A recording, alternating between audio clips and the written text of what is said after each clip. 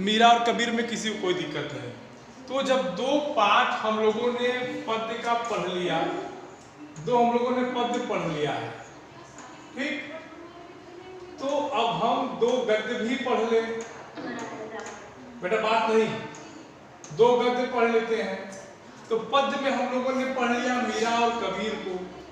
अब जो गद्य हम शुरू करेंगे, गद्य में आपको पहले सबसे पढ़ना है, वो जिसको पढ़ना है उसको पढ़ना है मुंशी प्रेमचंद। मुंशी प्रेमचंद हिंदी साहित्य के मर्मज्ञ कथाकार थे। कथाकार माने समझते हो, जो उपन्यास लिखे, कहानियां लिखे, एकदम हिंदी साहित्य में इनका बहुत बड़ा योगदान है। किसका? मुंशी प्रेमचंद का। तो वो लोग गलती कहाँ करते हैं, लोग प्रेमचंद्र लिख देते हैं, प्रेमचंद्र लिख देते हैं, लेकिन वास्तव में इनका नाम मुंशी प्रेमचंद है, प्रेमचंद्र नहीं है, ठीक है। तो उनकी एक कृति, एक कहानी यहाँ आपके पाठ्यक्रम में दी गई है, उसका नाम है बड़े भाई साहब। और उस बड़े भाई साहब को पढ़ने से पहले थोड़ा सा हम एक आउटलाइन जानकारी मुंशी प्रेमचंद के बारे में लेंगे। मुंशी प्रेमचंद बेटा मुख्य रूप से बनारस के रहने वाले थे। मुंशी प्रेमचंद का जन्म बनारस में हुआ था, वाराणसी के लम्ही नामक गांव में। लम्ही एक गांव है वाराणसी जिले में, वहीं इनका जन्म हुआ था। और ये प्रगतिशील लेखक संघ के अध्यक्ष भी रहे हैं। हिंदी साहित्य में उन्होंने कई कहानियां लिखी हैं और कई उपन्यास लिखे हैं, जैसे निर्मला, गोदान, सेवा सदन, रंगभूमि, कर्मभूमि, और कई नाटक भी लिखे जैसे करबला, ठीक। इसके अलावा अगर हम बात करें इनकी कहानियों पर, तो इनने दो प्रकार की कहानियां लिखी। एक तो पहला लिखा आदर्शवादी कहानी। पहली जो इनकी कहानी थी वो थी आदर्शवादी कहानी। और अंत में जब अपने जीवन के मृत्यु से कुछ समय पहले, लगभग 1929 के बाद से इनकी कहानियां यथार्थवादी होने लगी, ठीक, समझिए। अब कहेंगे सर ये यथार्थवादी और आदर्शवादी कहानियां क्या होती है, दोनों चीज को समझिएगा कि या आदर्शवाद क्या होता है, यथार्थवाद क्या होता है। आदर्शवाद कहने का मतलब कि ऐसी कहानी जिससे आपको कुछ आदर्श मिले, जिससे आपको कुछ शिक्षा मिले। यथार्थवादी मतलब जो चीज चल रही हो उसी को एज इट इज उठा के दिखाना, ठीक। ये यथार्थ और आदर्श। तो ये जो बड़े भाई साहब, ये जो हमारी कहानी है, इस कहानी को मुंशी प्रेमचंद के आदर्शवादी कहानी को माना जाता है। अब बड़े भाई साहब कहानी में क्या है, इसको हम देखते हैं। नाम से समझिएगा, बड़े भाई साहब। देखो, हम सबके घर में कोई न कोई बड़ा होता है। अगर हम छोटे हैं तो हमारे पास कोई बड़े भाई बहन होंगे। तो बड़े भाई साहब, ये जो शीर्षक दिया गया है कहानी का, ये कुछ सोच के दिया गया होगा कि बड़े भाई साहब किसे कहते हैं, या बड़े भाई साहब होते कौन हैं, या बड़े भाई साहब का हमारे जीवन में, हमारे घर में क्या भूमिका होती है। तो इस बड़े भाई साहब की कहानी को हम पढ़ेंगे। ये बड़े भाई साहब कहानी जो मुंशी प्रेमचंद जी ने लिखी है, इन्होंने अपने भाई के ऊपर लिखी है। और इनके भाई के जीवन से इन्हें क्या प्रेरणा मिली है, इनके बड़े भाई का क्या जीवन चरित्र रहा है, इनके बड़े भाई के साथ रहने से इनके जीवन पर क्या प्रभाव पड़ा है, उन सबका जिक्र इस कहानी में मुंशी प्रेमचंद ने किया है। बड़ी मजेदार कहानी है। जैसे होता नहीं है कि छोटे बच्चे बड़ों को परेशान करते हैं, तो कुछ उसी प्रकार की कहानी है। काफी मार्मिक और भावुक कहानी भी है। देखिए, कहानी की एक विशेषता और होती है, कहानी हमेशा भावुक होती है, उसमें भाव भरा होता है। आप लोगों ने दुख का अधिकार एक कहानी पढ़ी होगी क्लास 9th में, वो भी बड़ी मार्मिक कहानी थी। तो उसी तरह से बड़े भाई साहब जो कहानी है, ये भी कहीं न कहीं मार्मिकता को छूती है। संघर्षों के दौर को बयां करती है। तो देखिए, हम देखते हैं कहानी क्या है हमारी। कहते हैं कि मेरे भाई साहब मुझसे 5 साल बड़े, लेकिन केवल 3 दर्जे आगे। दर्जे माने होता है कक्षा।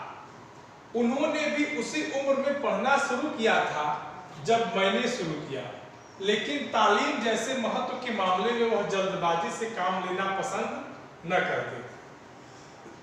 इस भवन की बुनियाद, बुनियाद माने होता है जड़, खूब मजबूत डालना चाहते थे, जिस पर आलीशान महल बन सके। 1 साल का काम 2 साल में करते थे, कभी कभी 3 साल भी लग जाते थे।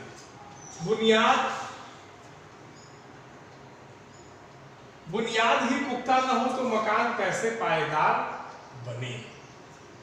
पहला पैराग्राफ देखिए, कुछ समझ में आया पहले पैराग्राफ में? ये बताइए, पहले पैराग्राफ। तालीम का क्या होता है? हाँ बेटा, तालीम का मतलब होता है शिक्षा, एजुकेशन। ये हम लिख देते हैं, तालीम का मतलब होता है शिक्षा। ठीक। अब देखिए, पहले पैराग्राफ में यहां से लेके यहां तक मुंशी प्रेमचंद अपने भाई साहब को बता रहे हैं कि उनके एक भाई साहब भी थे और उनसे मात्र 5 साल बड़े थे। मान लो अगर ये 7 साल के रहे होंगे तो वो 12 साल के रहे होंगे, यही अंतर हुआ। ठीक। और लेकिन केवल 3 दर्जे आगे, मतलब 3 कक्षा आगे। अगर प्रेमचंद 8 में रहे होंगे तो उनके बड़े भाई साहब 11 में रहे होंगे। ठीक है। उन्होंने भी उसी उम्र में पढ़ना शुरू किया था जब मैंने शुरू किया, लेकिन तालीम जैसे महत्व के मामले में वह जल्दबाजी से काम लेना पसंद न करते थे। मुंशी प्रेमचंद कहते हैं कि जब मैंने पढ़ना शुरू किया, तो जिस उम्र में मैंने पढ़ना शुरू किया था उसी उम्र में मेरे भाई साहब भी पढ़ना शुरू किए थे, लेकिन शिक्षा लेने के मामले में वो जल्दबाजी नहीं करते थे। मतलब वो एक कक्षा 2 साल में पास होते थे। ठीक है। और आगे देखिए व्यंग्यात्मक में क्या लिखे हैं कि इस भवन की बुनियाद खूब मजबूत डालना चाहते थे, जिस पर आलीशान महल बन सके। मतलब इतना, हर विषय को इतना मेहनत से पढ़ते थे, इतनी सटीकता से और इतनी लगन से पढ़ते थे कि वह विषय का कोई भी भाग उनसे अछूता न रह जाए। कहते थे कभी कभी 1 साल का काम 2 साल में करते थे, कभी कभी 3 साल लग जाते थे। बुनियाद ही पुख्ता न हो तो मकान कैसे पायदार बने। भाई जाहिर सी बात है, अगर आपकी जड़ कमजोर रहेगी या अगर घर बना रहे और नींव कमजोर है तो मकान मजबूत होगा नहीं। तो इनके भाई साहब भी कुछ इसी प्रकार से थे, एक क्लास में 3-3 साल पढ़ते थे। ठीक। आगे देखिए, कहते हैं मैं छोटा था वह बड़े थे, मेरी उम्र 9 साल की थी वह 14 साल के थे। तो क्या मैंने बताया ना 7-12, ये देख रहे हो ना। कहते कि उन्हें मेरी तंबीह और निगरानी का पूरा और जन्मसिद्ध अधिकार था। तंबीह माने होता है देख रेख, और उनके देखभाल का पूरा अधिकार था किसको? उनके बड़े भाई को। और मेरी शालीनता इसी में थी कि हम उनके हुक्म को कानून समझूं। देखो, प्रेमचंद बड़े भाई के प्रति अपना स्नेह भी जता रहे हैं कि बड़े भाई की बात कैसे मानी जाती है। कहते कि बड़े भाई होने के नाते उनका मुझे देखभाल करने का पूरा अधिकार था, और मेरा भी यह कर्तव्य था क्या कि मैं उनके द्वारा कही गई बात को क्या समझूं? कानून समझूं, मतलब एकदम नियम से समझूं, फॉलो करूं। कहते हैं कि वो स्वभाव से बड़े अध्ययनशील थे, हरदम किताबें खोले बैठे रहते थे, और शायद दिमाग को आराम देने के लिए कभी कॉपी पर, किताब के हाशियों पर चिड़ियों, कुत्तों, बिल्लियों की तस्वीरें बनाया करते थे। कभी कभी एक ही नाम या शब्द या वाक्य 10-20 बार लिख डालते, कभी कभी एक शेर को बार बार सुंदर अक्षरों में नकल करते, कभी ऐसी शब्द रचना करते जिसमें न कोई अर्थ होता न कोई सामंजस्य। मसलन एक बार उनकी कॉपी पर मैंने यह इबारत देखी, स्पेशल, अमीना, भाइयों भाइयों, दरअसल, भाई भाई, राधे श्याम, श्रीयुत राधे श्याम। 1 घंटे तक इसके बाद एक आदमी का चेहरा बना हुआ था। मैंने बहुत चेष्टा की कि इस पहेली का कोई अर्थ निकालूं, लेकिन असफल रहा और उनसे पूछने का साहस न हुआ। वह 9वीं जमात में थे, मैं 5वीं जमात में। उनकी रचनाओं को समझना मेरे लिए छोटा मुंह बड़ी बात थी। यहाँ जमात माने होता है कक्षा, ठीक है। इस पैराग्राफ में अगर देखो तो प्रेमचंद जी बताते हैं कि उनके जो बड़े भाई साहब थे अध्ययनशील माने बहुत पढ़ाकू स्वभाव के थे, बहुत पढ़ते थे और हमेशा किताब उताब खोल के बैठे रहते थे। और जब कभी भी उनका मन पढ़ने में नहीं लगता था तो ऐसा नहीं होता था कि वो खेलने चले जाते थे। जैसे हम लोगों का क्या है, अगर पढ़ने का मन नहीं हुआ तो चलो भैया खेलने चल लेते हैं, क्यों। लेकिन जो प्रेमचंद के भाई साहब थे, ये अगर इनको पढ़ने में मन नहीं लग रहा है तो ये दिमाग को हल्का करने के लिए या दिमाग को शांत करने के लिए जो ये चीजें दी गई है, कभी किताब पर कुछ लिखते, कभी कुछ लिखते, कभी चित्र बनाते, कभी कुछ करते, मतलब जितनी भी चीजें हो सकती थी वो अपना दिमाग भी अपना मन भी किताबों और पाठ्य पुस्तकों के बीच में ही बहलाते थे, ठीक। उनके जो छोटे भाई साहब थे कभी कभी उनकी कॉपी को पलट कर देखते थे कि भैया आखिर लिखता क्या है। अब देखिए तो ये सब चीजें लिखी हुई तो वो समझ गया कि ओ भैया मन बहलाने का काम भी कहाँ करते हैं, खेल के मैदान में न करके, पार्क में न करके इसी कॉपी किताब पर करते हैं। तो वो समझता रहता कि क्या लिखे, इसका क्या मतलब है, आखिर श्रीयुत राधे श्याम क्यों लिखे हैं। लेकिन अंत में निष्कर्ष यही निकलता था कि प्रेमचंद कुछ समझ न पाते थे, ठीक है। और कहते हैं कि उनकी रचनाओं को समझना मेरे लिए छोटा मुंह बड़ी बात थी। मतलब ये एक मुहावरा है, छोटी मुंह बड़ी बात, औकात से ऊपर बात करना, ठीक है। यहां तक सबको समझ में आ गया? ठीक, आगे देखिए कहानी है। आगे देखिए, आगे प्रेमचंद जी लिखते हैं कि मेरा जी पढ़ने में बिल्कुल न लगता था, 1 घंटा भी किताब लेकर बैठना पहाड़ था। मौका पाते ही हॉस्टल से निकलकर मैदान में आ जाता और कभी कभी कंकरियां उछालता, कभी कागज की तितलियां उड़ाता और कहीं कोई साथी मिल गया तो पूछना ही क्या। कभी 4 दीवारी पर चढ़कर नीचे कूद रहे हैं, कभी फाटक पर सवार उसे आगे पीछे चलाते हुए मोटर कार का आनंद उठा रहे हैं। लेकिन कमरे में आते ही भाई साहब का यह रुद्र रूप देखकर प्राण सूख जाते। उनका पहला सवाल यह होता, कहाँ थे। हमेशा यही सवाल इसी ध्वनि में हमेशा पूछा जाता था और इसका जवाब मेरे पास केवल मौन था। न जाने मेरे मुंह से यह बात क्यों न निकलती कि जरा बाहर खेल रहा था।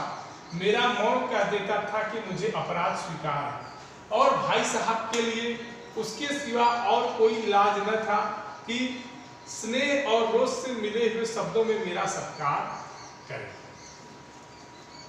देखिए 2 चीजें, एक प्रेमचंद और दूसरे उनके बड़े भाई, एक खूब पढ़ने वाला और एक न पढ़ने वाला या कम पढ़ने वाला। पहले पैराग्राफ में आपने क्या देखा, उनके भाई साहब एक कक्षा में 2-3 बार पढ़ते थे। दूसरे में क्या देखा, उनके भाई साहब की विशेषता खूब पढ़ते थे, खेलते भी थे तो किताबों से ही खेलते थे। आप लोग समझ रहे हैं कि नहीं, ये बताइए। ठीक, हाँ, खेल भी रहे थे तो किताबों से खेल रहे थे। अब तीसरे क्या बेटा?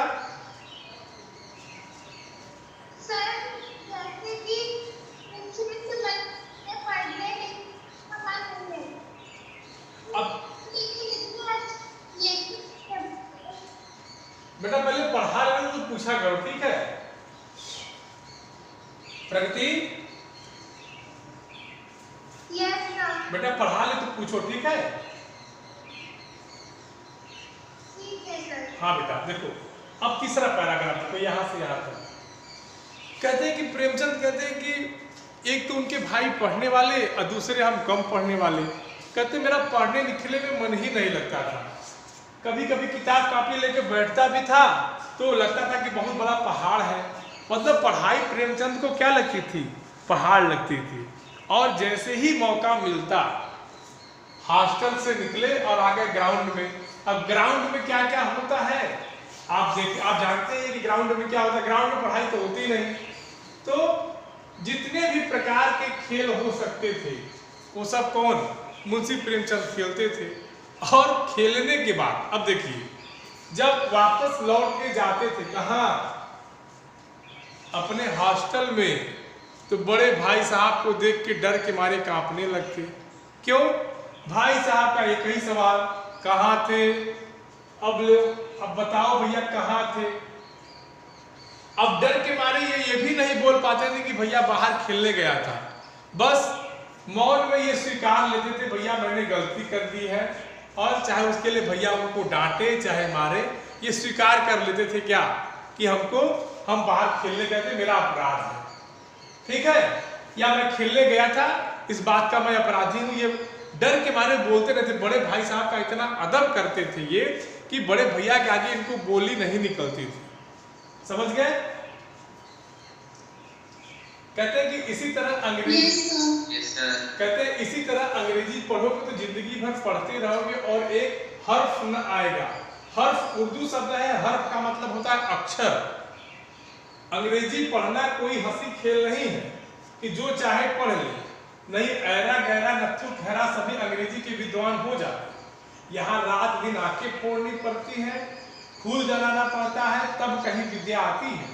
और आती क्या है? हाँ, कहने को आ जाती है। बड़े बड़े विद्वान भी शुद्ध अंग्रेजी नहीं लिख सकते। बोलना तो दूर रहा, और मैं कहता हूँ कि तुम कितने घोंगा हो कि मुझे देखकर भी सबक नहीं लेते। मैं कितनी मेहनत करता हूँ यह तुम अपनी आंखों से देखते हो।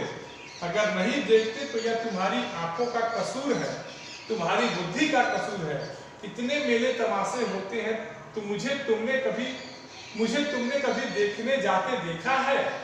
रोज ही क्रिकेट और हॉकी के मैच होते हैं, मैं पास नहीं फटकता, हमेशा पढ़ता रहता हूँ।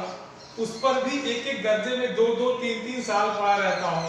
फिर भी तुम कैसे आशा करते हो कि तुम यूं खेल कूद में वक्त गंवाकर पास हो जाओगे?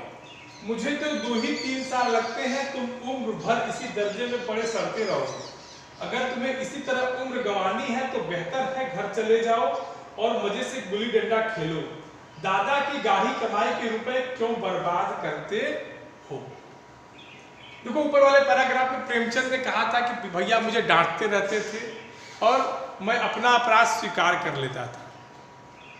जब उनके बड़े भैया उनको डांटते थे तो उनको क्या कहते थे? कहते थे अंग्रेजी पढ़ने के लिए गांव से शहर आए हो, इसी तरह अंग्रेजी पढ़ोगे? अगर इसी तरह पढ़ोगे तो अंग्रेजी का एक भी अक्षर तुमको नहीं आएगा। जब दिन भर तुम खेलोगे, पढ़ने के समय तुम ग्राउंड में खेल रहे हो, कंकरियां उछाल रहे हो, मोटर कार पे कूद रहे हो, चार दीवारी फांद रहे हो, जब ये सब कर रहे हो तो तुमको अंग्रेजी आएगी? कभी नहीं आएगी। और तुम क्या सोचते हो कि इतना आसानी से इंग्लिश आ जाती है? अंग्रेजी की विद्वान हो जाओगे? अगर इतना आसान होती चीजें तो कोई भी ऐरा गहरा नत्थु खैरा सब इंग्लिश पढ़ लेते हैं, सब लोग अंग्रेजी पढ़ लेते हैं। तो उसके भैया उसको समझाते हैं कि अंग्रेजी पढ़ने के लिए बहुत मेहनत करनी पड़ती है, कठिन परिश्रम करना पड़ता है, खून जलाना पड़ता है, मतलब बहुत जी तोड़ हाड़ तोड़ मेहनत करनी पड़ती है, तब जाके कहीं अंग्रेजी आती है। ऐसे ही विद्वान नहीं हो जाते हैं।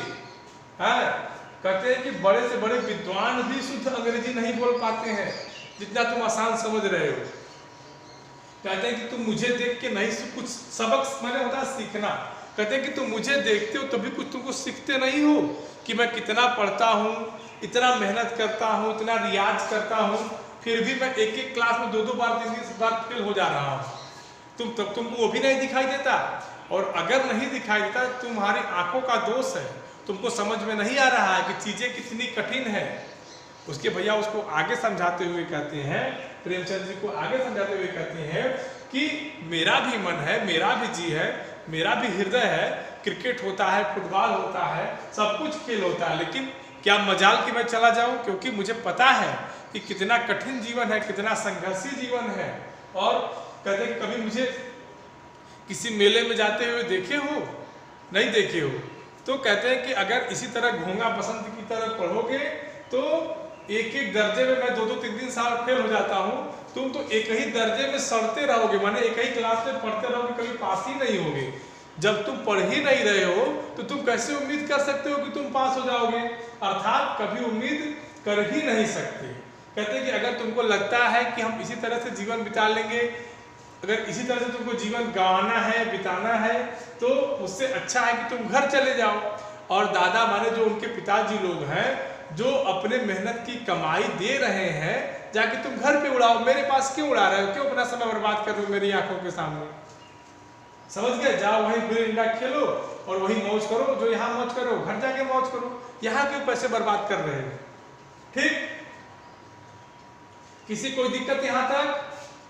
इस पैराग्राफ में एक बार देख लीजिए, यहाँ तक किसी को कोई दिक्कत? बार बार पूछ रहे हैं किसी को कोई दिक्कत, किसी को कोई दिक्कत?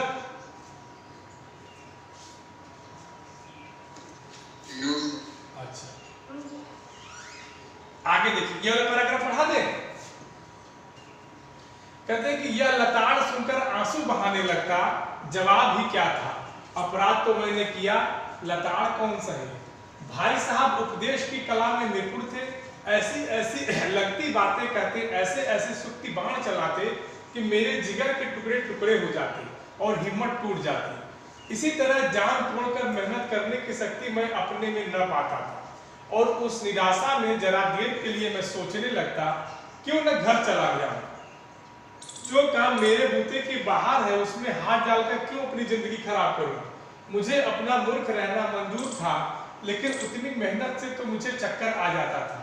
लेकिन घंटे 2 घंटे बाद निराशा के बादल फट जाते और मैं इरादा करता कि आगे से खूब जी लगाकर पढ़ूंगा। चटपट एक टाइम टेबल बना डालता, बिना पहले से नक्शा बनाए कोई स्कीम तैयार किए कैसे काम शुरू करूं। टाइम टेबल में खेल कूद की मत बिल्कुल उड़ जाती। प्रातःकाल 6 बजे उठना, मुंह हाथ धो नाश्ता कर पढ़ने बैठ जाता। 6 से 8 तक अंग्रेजी, 8 से 9 तक हिसाब,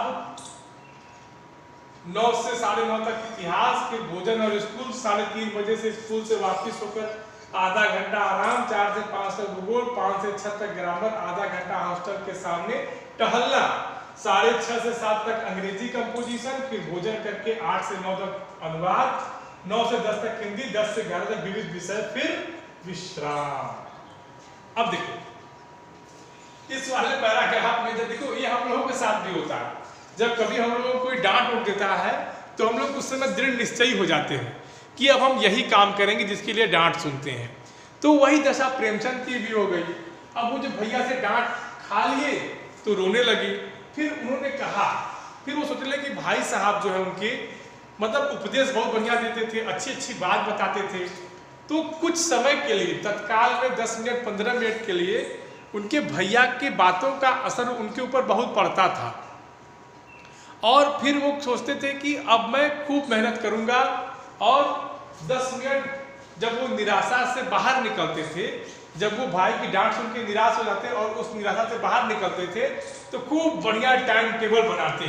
रोज उनका डेली का नियम था, उसमें खेल कूद के मत, मतलब जो खेलने कूदने की जगह होती थी वही गायब हो जाती थी। समझ गए? खेलने कूदने के लिए जगह नहीं रखते थे, बाकी पूरा समय पढ़ाई पर देना उसमें शामिल होता था। समझ गए? बोलिए। यहाँ तक किसी को कोई दिक्कत?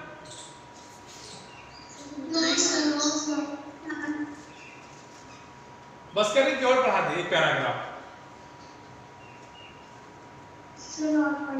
चलिए ठीक ठीक। मगर टाइम टेबल बना लेना एक बात है, उस पर अमल करना दूसरी बात। पहले दिन उसकी अवहेलना शुरू हो जाती। मैदान की वह सुखद हरियाली, हवा के हल्के हल्के झोंके, फुटबॉल की वह उछल कूद, कबड्डी के वह दांव घाट, वॉलीबॉल की वह तेजी और फुर्ती मुझे अज्ञात और अनिवार्य रूप से खींच ले जाती। और वहां जाते ही मैं सब कुछ भूल जाता। वह जानलेवा टाइम टेबल, वह आंख खोल पुस्तकें, किसी की याद न रहती। और भाई साहब को नसीहत और फजीहत का अवसर मिल जाता।